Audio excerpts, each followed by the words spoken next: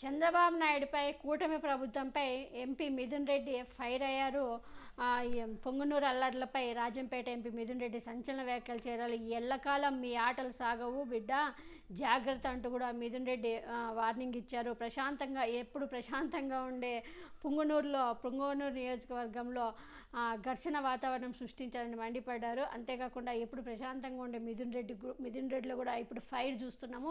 Fire అవుతున్నారు కూటమి ప్రభుత్వంపై. రాళ్లతో మారణాయుధాలతో ఈరోజు దాడులు చేస్తుంటే మా వైఎస్ఆర్సీపీ కార్యకర్తలపై పోలీసులు ప్రేక్షక పాత్ర వహిస్తున్నారంటూ నిప్పులు చెరిగారు. పోలీసులపై కూడా సీఎం చంద్రబాబు, మంత్రి లోకేష్ డైరెక్షన్లోనే ఈరోజు పొంగునూరులో దాడులు జరుగుతున్నాయని ఆరోపణలు చేశారు. పొంగునూరు నియోజకవర్గం అభివృద్ధి అడ్డుకోవాలని కుట్రలో భాగమే అన్నారు.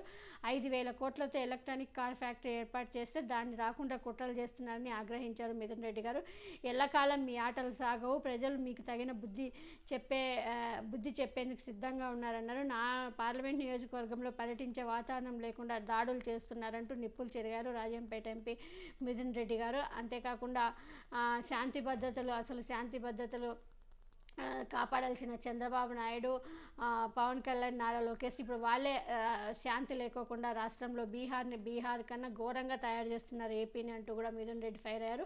కార్యకర్తల మీద, వైఎస్ఆర్సీపీ కార్యకర్తలని మీద చేయబడితే మేము ఊరుకునేదే లేదు, మీ అంత చూస్తాము బిడ్డ, ఎప్పుడు మీ ఆటలు సాగవంటూ కూడా ఎప్పుడు సున్నితంగా వార్నింగ్ ఇచ్చే మిథున్ రెడ్డి ఈసారి ఫైర్ అయిపోయారు. చాలా ఫైర్ అయ్యి కూటమి ప్రభుత్వాన్ని, చంద్రబాబు నాయుడికి వార్నింగ్ అనే ఇచ్చాడని చెప్పాలి.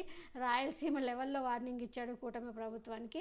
మరి దీనిపైన ఎలా స్పందిస్తారో చూడాలి. ఎందుకంటే ఇంతవరకు మిథున్ రెడ్డికి కానీ, పెద్దిరెడ్డి రామచంద్రారెడ్డికి కానీ సమాధానం చెప్పేవాళ్ళు టీడీపీలో లేరు.